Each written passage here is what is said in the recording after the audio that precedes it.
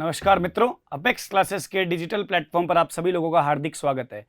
Video के इस भाग से हम लोग स्टार्ट करने जा रहे हैं मानव उत्सर्जन तंत्र के बारे में। मानव उत्सर्जन तंत्र को स्टार्ट करने से पहले मैं आपको बता दूं कि मानव के अंदर उत्सर्जी अंग कौन सा होता है, उसके बारे में हम यहाँ पे बातचीत करते हैं पहले। तो अब हमारा टॉपिक क्या आएगा? मानव उत्सर्जन तंत्र। ठीक है, क्या आ जाएगा? मानव उत्सर्जन तंत्र। अंग्रेजी भाषा में बच्चों इसको बोलते हैं ह्यूमन एक्सक्रीटरी सिस्टम। क्या बोलते हैं? Human excretory system. ऑलराइट, क्या बोलते हैं? ह्यूमन एक्सक्रीटरी सिस्टम बोलते हैं। समझ रहे हैं मेरी बात को? जब कोई भी तंत्र होता है तो ये तंत्र किससे मिलके बनता है? जब कोई भी तंत्र होता है, तंत्र बनता है किससे? अंगों से मिलके बनता है, ऑर्गन से मिलके बनता है ना। जैसे पाचन भी पढ़ा हमने, श्वसन भी पढ़ा, रुधिर परिसंचरण पढ़ा, लेकिन अब क्या है? अपना पाचन उत्सर्जन तंत्र है, तो इसका मतलब इसमें भी क्या होंगे? अंग शामिल होंगे। तो यहाँ पे 4 प्रकार के अंगों से क्या होता है? उत्सर्जन तंत्र का निर्माण होता है। बहुत इंपॉर्टेंट है। एक जोड़ी वृक्क। वृक्क मतलब क्या हो गया आपका? इसमें किडनी। एक जोड़ी मूत्रवाहिनी। क्या आ जाएगी? एक जोड़ी मूत्रवाहिनी मतलब क्या आ जाएगा? A pair of ureter. 3 number पे आ जाएगा सिर्फ एक जोड़ी, नहीं कह रहा हूं, मूत्राशय।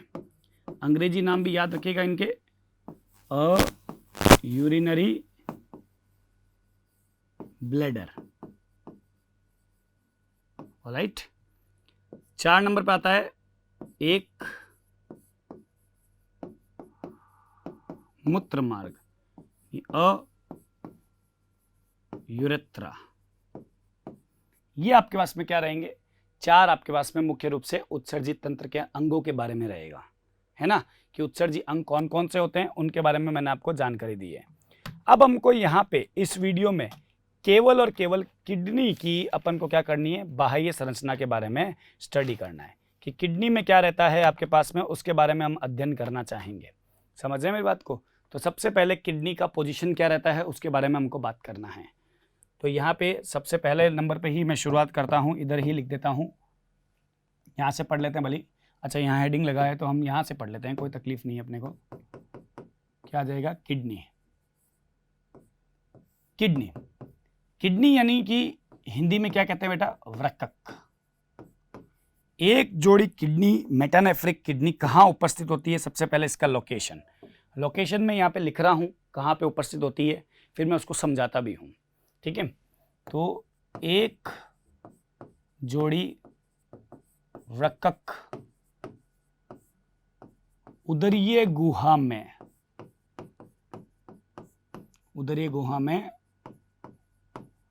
अंदर की ओर T12 से L5 कशेरुक दंड के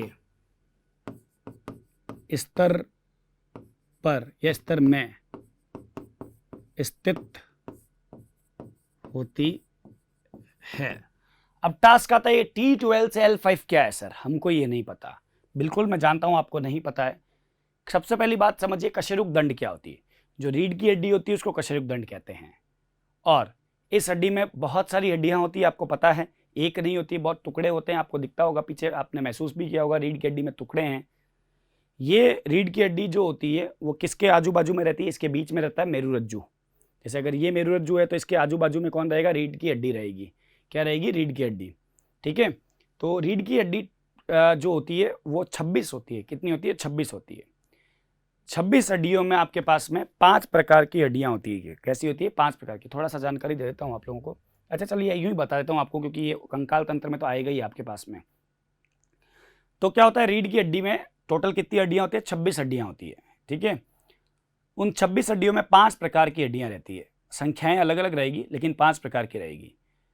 पहला होता है आपके पास में ग्रीवा कशेरुक, दूसरा होता है आपके पास में वक्षीय कशेरुक, तीसरा होता है लुम्बर कशेरुक, चौथा होता है कटी अनुत्रिक और पांचवा होता है त्रिक कशेरुक। इनको सामान्य अंग्रेजी भाषा में बोलते हैं, ग्रीवा को सर्वाइकल बोलते हैं, फिर आता है वक्षीय को थोरेसिक बोलते हैं, लुम्बर को लुम्बरी बोलते हैं, फिर अनुत्रिक को सेक्रल और त्रिक को कॉक्सीजियल बोलते हैं। अब इनकी कितनी संख्या रहती है मानव के अंदर? 7 कशेरुक दंड यानी 7 हड्डियां जो होती है वो ग्रीवा की होती है, 12 हड्डियां जो होती है वो वक्षीय की होती है यानी थोरेक्स की, थोरेसिक जिसको बोलते हैं, 5 जो होती है लुम्बर की होती है अनुत्रिक, और त्रिक की एक एक होती है। इस प्रकार 26 अस्थियां रहती है, ये बोन्स रहती है। अब किडनी का जो पोजीशन आ रहा है वो T12 पे आ रहा है। देखिएगा यहां से अगर मेरे पास में C1 स्टार्ट हो रहा है, C1 मतलब ग्रीवा का पहला, तो लगभग यहां तक T12 आ जाएगा। ठीक है, इस स्थान तक क्या आ जाएगा आपके पास में T12 आ जाएगा। थोड़ा दिख नहीं रहा होगा यहाँ पे आपके पास में T12 आ जाता है। ठीक है, कमर के लोअर पोर्शन तक।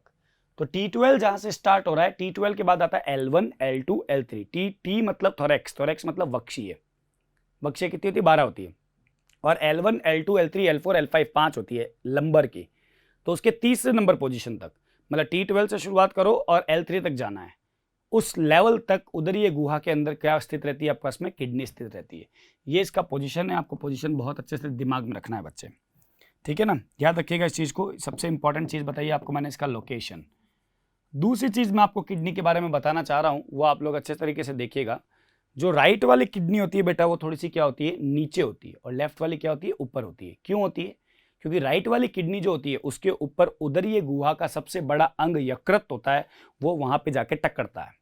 और यकृत का भार लगभग 1.5 किलो के करीब होता है, और किडनी का भार लगभग 170 ग्राम के करीब होता है, लगभग 200 ग्राम के करीब मान लीजिए। 180 ग्राम के करीब होता है किडनी का भार। तो जब यकृत उसके ऊपर यूं टकरता है तो किडनी पुश होती है नीचे की तरफ, जिसकी वजह से राइट वाली किडनी क्या होती है? हल्की सी नीचे की तरफ होती है। ये बात भी आप याद रखिएगा। राइट किडनी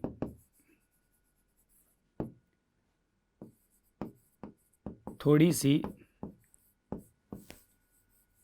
लेफ्ट किडनी की तुलना में, लेफ्ट किडनी की तुलना में नीचे होती है, क्योंकि इस किडनी के ऊपर उदरीय गुहा का सबसे भारी अंग यकृत क्या होता है? इंसर्ट होता है। इंसर्ट मतलब वहां पे लगता है, तो क्या करता है? इस किडनी को पुश कर देता है, मतलब नीचे की ओर धक्का दे देता है ना। ये बात याद रखिएगा इसके अंदर। ये राइट किडनी, कई बार आपने देखा होगा, डायग्राम में भी देखिएगा, राइट किडनी थोड़ी सी नीचे होती है, लेफ्ट वाली ऊपर होती है। उसका कारण मैंने आपको स्पष्ट रूप से बता दिया है। तीसरा बिंदु मैं इसके अंदर आपसे आपके पास में बातचीत करना चाहूंगा। वृक्क की बाह्य संरचना पढ़ रहे हैं हम लोग, किडनी के एक्सटर्नल स्ट्रक्चर के बारे में पढ़ रहे हैं। सबसे पहले हम लोग इसके अब आमाप और की बात करते हैं, कितना कितना रहेगा किडनी के अंदर आपके पास में। तो लंबाई जो होती है किडनी की, प्रत्येक किडनी की बात कर रहा हूं बेटा, यहाँ पे 10 से 12 सेंटीमीटर होती है। कितनी होती है बेटा? 10 से 12 सेंटीमीटर होती है। चौड़ाई जो होती है इसकी वो 5 से 6 सेंटीमीटर होती है। कितनी होती है? 5 से 6 सेंटीमीटर। मोटाई जो होती है आपके पास में वो लगभग 2.5 सेंटीमीटर होती है। कितनी होती है आपके पास में? 2.5 सेंटीमीटर होती है। आकार जो होता है सेम के बीज के समान होता है। भार होता है इसका लगभग 150 से 170 ग्राम प्रति वृक्क। ये कुछ बातें पता होनी चाहिए, लंबाई, चौड़ाई, मोटाई, आकार, भार, ये सब पता होना चाहिए आप लोगों को इसके अंदर। ठीक है, रंग जो होता है वो गहरा लाल होता है, गहरा लाल होगा, है ना। ये चीजें पता होनी चाहिए आपको। 3 बिंदु बताएं अभी तक मैंने आपको किडनी के बारे में। अब मैं आपको कुछ और बिंदुओं के बारे में जानकारी दूंगा, लेकिन उसके लिए एक छोटा सा चित्र बनाना पड़ेगा। एक अकेली किडनी का अपने पास में, या किडनी अकेली है। देखिए, किडनी का ये वाला हिस्सा जो अंदर की ओर धसा हुआ है, दिख रहा है आपको, ये अंदर की तरफ धस रहा है, ये वाला हिस्सा कुछ भी कह दो आप, ठीक है, ये अंदर की तरफ धसता है। इन दोनों हिस्सों के बीच में एक गड्ढा मिल रहा है आपको। क्या मिल रहा है आपको? गड्ढा सा दिख रहा है आपको, ये गड्ढा, ये वाला गड्ढा। इस गड्ढे को अपन क्या कहते हैं? हाइलम नाम देते हैं। क्या नाम देते हैं बच्चे? हाइलम नाम देते हैं। तो यहां पे हम लोग इसको नाम दे देते हैं क्या? हाइलम। हाइलम, अच्छा इंग्लिश में लिख दिया, हिंदी में लिख देता हूँ, हाइलम बोलते हैं इसको। हाइलम वृक्क का वह हिस्सा होता है जहां से वृक्क धमनी प्रवेश करती है वृक्क में, वृक्क शिरा बाहर निकलती है वृक्क से, और मूत्रवाहिनी बाहर निकलती है वृक्क से। ये तीनों काम इसी के द्वारा ही होते हैं। मतलब किसी भी चीज का एंट्री या एग्जिट होना है, किसी भी तरह की नलिका या किसी भी तरह की वाहिनी का, तो वो इसी के माध्यम से होगा। ठीक है, याद रखना। हाइलम से क्या होता है बच्चों? हाइलम से वृक्क धमनी, जिसको अंग्रेजी भाषा में रीनल आर्टरी कहते हैं, वृक्क शिरा साथ में ही लिख देते हैं हम लोग, वह क्या होता है आपका इसमें? मूत्रवाहिनी निकलती व प्रवेश करती है, निकलती व प्रवेश करती है। ठीक है ना, वृक्क से, यानी कि हाइलम की बात कर रहा हूं मैं यहाँ पे आपका इसमें। तो कुछ चीजें हमको बनानी होगी यहाँ पे, जिसके माध्यम से हमको एक आइडिया लगेगा। यहाँ पे देखिएगा,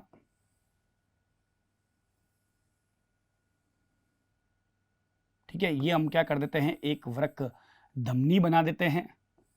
ठीक है, ये क्या आ गया हमारे पास में? एक वृक्क धमनी आ गई है रेड कलर से। थोड़ा सा प्रयास कीजिए आप लोग समझने का, जरूर समझ में आएगा आप लोगों को। ऐसा कोई भी टॉपिक नहीं होता है जो नहीं समझ में आता है। अब तो वीडियो भी चल रहा होता है, तो आप रिवाइंड करके पीछे की तरफ भी वापस जाके सुन सकते हैं कि सर ने क्या बोला अभी। और बहुत शांति से पढ़ा रहा हूँ मैं आपको आज, ठीक है ना। तो ये थोड़ा सा आप ध्यान रखिएगा। ये वृक्क धमनी, इसी प्रकार कोई वृक्क शिरा होगी, वो भी क्या होगी आपके पास में? यहीं से ही बाहर निकल रही है। तो अपन एक काम करते हैं, इसको ऐसे बना देते हैं यहाँ पे, इसके समीप ही। तो यहाँ पे आपके पास में आ जाएगी, ये आ गई आपके पास में कौन? वृक्क शिरा आ गई, है ना। नीले कलर की शिरा होगी, रेड कलर की धमनी हो गई आपके पास में। इसी प्रकार से यहाँ से क्या हो रहा है आपके पास में? जो निकलता है वो मूत्र वाहिनी भी निकल रही है आपके पास में, कुछ इस प्रकार से। मूत्र वाहिनी भी बता दी अपन लोगों ने, है ना। तो ये चीज़ें होती है। हमेशा जो चीज़ें आ रही है उनको स्पष्ट रूप से नामकरण करना चित्र में बहुत अनिवार्य होता है। तो ये वाली चीज़ आपके पास में क्या आ जाएगी? वृक्क धमनी। ये वाली क्या आ जाएगी आपके पास में? वृक्क शिरा। ये वाली क्या आ जाएगी? मूत्र वाहिनी, है ना। याद रखिएगा इस चीज को। ये तीनों कहां से हो रहा है? सब हाइलम से ही निकल रहा है और हाइलम से ही जा रहा है। ये बात मैं आपको यहाँ पे समझाना चाह रहा था। अभी मैं आपको ये बताना चाह रहा हूं कि जो प्रत्येक किडनी होता है उसके बाहर की तरफ क्या होता है? कुछ कवरिंग्स होती है। तो सबसे बाहर की तरफ जो किडनी में कवरिंग होती है, जो मैं बना रहा हूं यहाँ पे, इस कवरिंग को कहते हैं रीनल फेशिया। क्या कहते हैं बेटा? फेशिया। फेशिया एक एकदम सॉफ्ट कोमल उत्तक होता है। क्या होता है? कोमल उत्तक होता है फेशिया। और फेशिया का कार्य होता है आपके पास में किसी भी चीज को होल्ड करके रखना, पकड़ के रखना। ठीक है, तो ये क्या आ जाएगा आपके पास में? Renal fascia. ये पहली बाहर की कवरिंग आ जाएगी। रीनल फेशिया के अंदर की ओर बच्चों क्या होता है? रीनल फेशिया के अंदर की तरफ वसा का एक स्तर होता है। किसका स्तर होता है बेटा? फैट का लेयर होता है, वसीय स्तर होता है। ये क्या हो जाएगा आपके पास में? वसा स्तर, फैट लेयर। समझे मेरी बात को? क्या आ जाएगा? वसा का स्तर आ जाएगा यहाँ पे। ये बात ध्यान रखिएगा आप लोग इसके अंदर, ठीक है ना। उसके बाद में यहाँ पे क्या होता है आपके पास में? जो अंदर की तरफ आता है वो होता है वृक्क संपुट। अगला स्तर कौन सा होता है? वृक्क संपुट का होता है। तो यहाँ पे आपके पास में क्या आ जाएगा? ये ऑरेंज कलर से ड्रॉ कर रहा हूँ, वो आपके पास में क्या हो जाएगा? वृक्क संपुट। इसको क्या बोलेंगे? वृक्क संपुट। इसमें क्या होता है बेटा, तंतुनुमा उत्तक होते हैं और वाइट फाइब्रस टिश्यू होता है, यानी कि सफेद तंतुनुमा उत्तक होते हैं। सफेद तंतुनुमा उत्तक की खास बात होती है कि किसी भी चीज को होल्ड करके रख सकते हैं और उसको सख्त बनाते हैं। सख्त मतलब हार्ड बनाने का काम करते हैं। समझ गए? तो ये 3 स्तर मिलते हैं इसके अंदर, रीनल फेशिया, वसा का स्तर और वृक्क संपुट का स्तर इसके अंदर पाया जाता है। समझ रहे हैं? प्रत्येक किडनी में ऊपर की ओर जो मिलता है आपके पास में, वो मिलता है एड्रिनलिन ग्रंथि। कौन मिलती है यहाँ पे ऊपर की ओर? क्या मिलती है बेटा? एड्रिनलिन ग्रंथि पाई जाती है। तो इसको अपन क्या नाम देते हैं? एड्रिनलिन ग्रंथि। हिंदी में इसको, शुद्ध हिंदी में अपन नाम देते हैं इसको क्या? अधिवृक्क ग्रंथि। क्या बोलते हैं बेटा? अधिवृक्क ग्रंथि का नाम देते हैं। तो ये बात आप यहाँ पे ध्यान रखिएगा पूरे अच्छी तरीके से। अब मैं आपको एक उत्सर्जन तंत्र का चित्र बना के दिखा देता हूं, जिसमें सभी भाग आ जाएंगे, जिसके माध्यम से आपको और आइडिया लग जाएगा कि क्या क्या चीजें होती है इसके अंदर।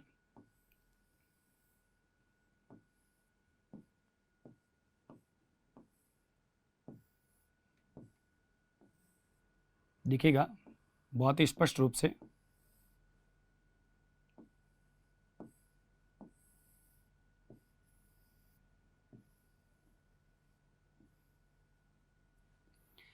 ये अपन लोग क्या कर रहे हैं कि एक उत्सर्जन तंत्र के चित्र के माध्यम से आपको सभी पार्ट समझाना चाहता हूं, बताना चाहता हूं कि कौन सा पार्ट कहां कहां स्थित होता है, उसके बारे में जानकारी दे देता हूं। ये हो जाएगी आपके पास में लेफ्ट किडनी। कैसे पता लगा? क्योंकि ये थोड़ी सी क्या है, ऊपर है, और ये कैसी है? राइट किडनी है, थोड़ी सी नीचे है। आप चित्र में भी कंपेयर कर सकते हैं। ऑलराइट, यहां पे जो हो जाएगा वो आ जाएगा हाइलम। सिमिलरली इधर भी आ जाएगा आपके पास में क्या? हाइलम। ये जो है वो हो गई लेफ्ट मूत्र वाहिनी, जो आगे जाकर के मिलती तो एक ही बनाती है, और ये हो जाएगी आपके पास में कौन? राइट मूत्र वाहिनी। ये आ जाएगा मूत्राशय यानी ब्लैडर, और ये हो जाएगा आपके पास में कौन? मूत्र मार्ग यानी यूरेथ्रा। ऑलराइट, यहां पे आ जाएगी आपके पास में अधिवृक्क ग्रंथि, एक इधर आ जाएगी और एक इधर आ जाएगी। इनको क्या बोलते हैं? अधिवृक्क ग्रंथि, मतलब एड्रिनलिन ग्लैंड। इधर भी आ जाएगी और इधर भी आ जाएगी।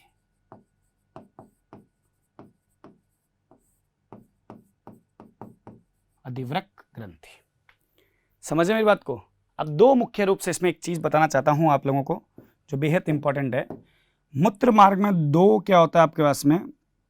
स्पिंक्टर मिलता है, अवरोधिनी, जो हमने पाचन में भी पढ़ी थी। ठीक है, क्या पढ़ी थी? पाचन में पढ़ी थी। जो ये होती है इसको बोलते हैं आंतरिक अवरोधिनी।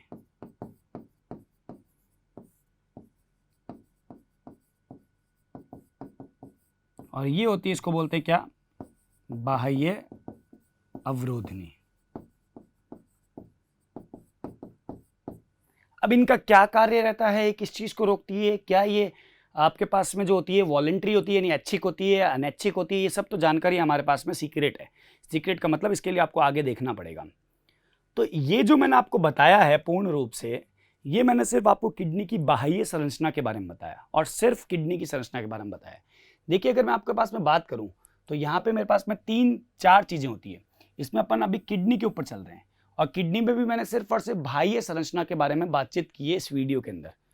जो मेरा अगला वीडियो होगा उसमें मैं आगे एक जोड़ी मूत्रवाहिनी के बारे में, एक मूत्राशय के बारे में, और एक मूत्र मार्ग के बारे में बातचीत करूंगा। समझ रहे हैं? फिर जब उसका नेक्स्ट वीडियो होगा तो हम लोग बात करेंगे किडनी की इंटरनल स्ट्रक्चर के बारे में, मतलब आंतरिक संरचना के बारे में बातचीत करेंगे, जो हम अगले वीडियो में करेंगे। इस वीडियो में नहीं करेंगे। इस वीडियो में हम लोगों ने किडनी की केवल और केवल बाह्य संरचना के बारे में अध्ययन किया है, जो कि अपने आप में बहुत ही इंपॉर्टेंट टॉपिक है ना। मेटानेफ्रिक किडनी मानव के अंदर मिलती है। आप बाह्य संरचना को जितना अच्छे से समझेंगे उतना ही सही तरीके से आपको किडनी की आंतरिक संरचना भी समझ में आएगी, ऐसा मैं उम्मीद करता हूँ, है ना। ये बात आप याद रखिएगा इस चीज़ को। तो ये हम लोगों ने, आप लोगों को प्रत्येक चीज़ें इसके अंदर ध्यान रखनी होगी, याद रखना। पोजीशन सबसे इंपॉर्टेंट है, T12 से L5 जो कशेरुक दंड होता है उनके आधार पे, है ना, वो याद रखिएगा। राइट वाली किडनी नीचे क्यों होती है? क्योंकि उसके ऊपर यकृत का इंसर्शन होता है, ये भी मैंने आपको बता दिया है। घबराने की कोई भी ज़रूरत नहीं है। जब मैं आपके पास में यहाँ पे साथ में खड़ा हूँ, बायोलॉजी पढ़ा रहा हूँ, थोड़ा शांत स्वभाव से पढ़ा रहा हूँ, ठीक है, तो यहाँ पे आपको किसी भी तरह की टेंशन लेने की ज़रूरत नहीं पड़ेगी। मेरी बात समझिए, मेरे पे यकीन कीजिए आप लोग। चित्र एक एक हाथ से इसीलिए बनाता हूँ ताकि क्या हो, आपको प्रत्येक चीज़ को बनाना आना चाहिए। अन्यथा मैं भी कंप्यूटराइज चित्र ले सकता हूँ, मेरे को क्या कोई मना करता है क्या? नहीं करता है ना। बट मैं समझता हूँ जितना मैं अगर हाथ से चित्र बनाऊंगा उतना आप लोग भी मजबूत बनेंगे और आप लोग भी हाथ से बनाएंगे। अगर मैं कंप्यूटराइज बताऊंगा तो आप लोग बनाएंगे भी नहीं, उसका प्रयास भी नहीं करेंगे बनाने का, ऐसा मुझे लगता है। तो ये बात आप थोड़ी सी ध्यान में रखिए। इसके नेक्स्ट वीडियो में मैं आपके पास में लेकर के आऊँगा एक जोड़ी मूत्रवाहिनी, इनकी क्या क्या उत्तक कौन कौन से होते हैं, मूत्रमार्ग के बारे में और मूत्राशय के बारे में। ऑलराइट, फिर नेक्स्ट में अपन आंतरिक संरचना के बारे में डिस्कस करेंगे। तो इस वीडियो को अपन इतना ही रखते हैं। Thank you very much. Subscribe करें हमारा Apex Classes Edutech YouTube channel, साथ ही बेल आइकन को क्लिक करना बिल्कुल ना भूलें ताकि आगे आने वाले सभी यूट्यूब वीडियोस की अपडेटेड नोटिफिकेशंस सबसे पहले आपको मिले। Apex Classes Edutech, subscribe now.